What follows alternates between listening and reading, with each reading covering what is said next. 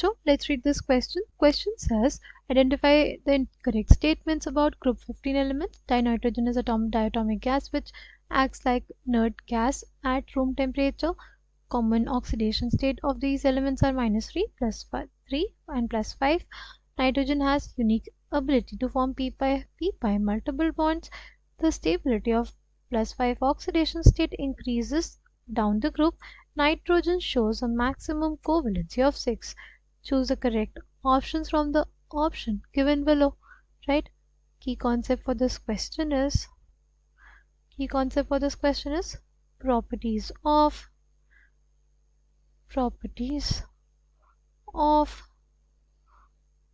group 15 elements. Properties of group 15 elements. Right? पहला है कि nitrogen is a diatomic gas which acts like a inert gas at room temperature. Right? ये जो statement हमारे पास correct है. Dinitrogen में हमारे पास क्या होता है, 2 पाई बॉन्ड्स होते हैं और एक सिग्मा बॉन्ड होता है. राइट? पहले हमारे पास सिग्मा बॉन्ड का फॉर्मेशन होता है और फिर एक पाई बॉन्ड का और फिर दूसरे पाई बॉन्ड का. राइट? हमारे पास यहाँ पे ट्रिपल बॉन्ड होती है नाइट्रोजन के बीच में, जिसके वजह से हमारे पास ये स्पीशीज क्या होती है, इनर्ट होती है. इसकी बॉन्ड डिसोसिएशन एंथैल्पी बहुत ज़्यादा हाई होती है. Right? Due to formation of 2 pi bonds and sigma bond, की bond dissociation enthalpy for dinitrogen is quite high और इस वजह से क्या होता है, inert होता है. Second, most common oxidation state of these elements are -3, +3 and +5. ये statement correct है हमारे पास. right? जैसे NH3 है, right? उसमें नाइट्रोजन की ऑक्सीडेशन स्टेट -3 हो गई. right? फिर हमारे पास HNO2, इसमें +3 और इसमें क्या हो जाएगी, +5. राइट? HNO3 में +5 और HNO2 में +3 ऑक्सीडेशन स्टेट हो जाएगी नाइट्रोजन की. ऐसे ही हमारे पास किसके लिए होता है, फॉस्फोरस और हेवियर कंजेनस के लिए भी.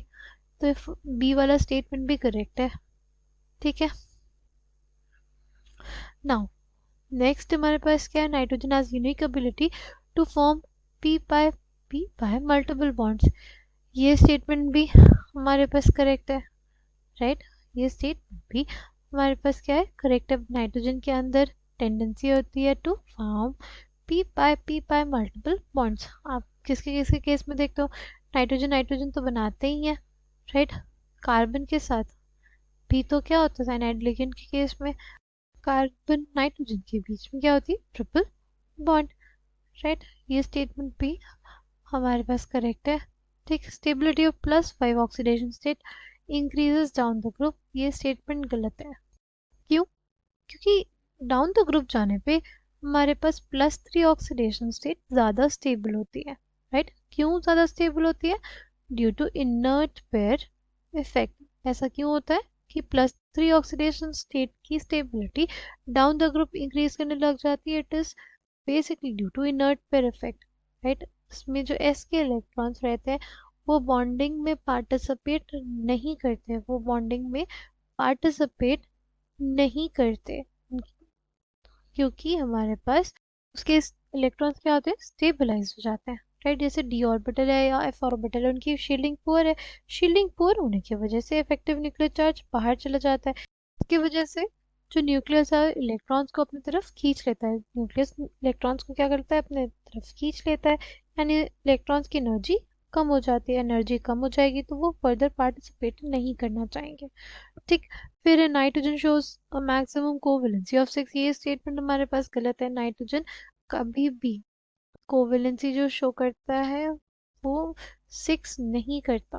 राइट? मैक्सिमम जो कोवेलेंसी हम लोग नाइट्रोजन के लिए देखते हैं वो होता है 4. राइट? वो होता है 4. ठीक है. आई होप आपको ये बात समझ में आई होगी. राइट? यहाँ पे हमें इनकरेक्ट स्टेटमेंट बताने थे. कौन से इनकरेक्ट है यहाँ पे, डी और ई. कौन सा ऑप्शन करेक्ट हो जाएगा, option B. I hope you understood it well. All the best.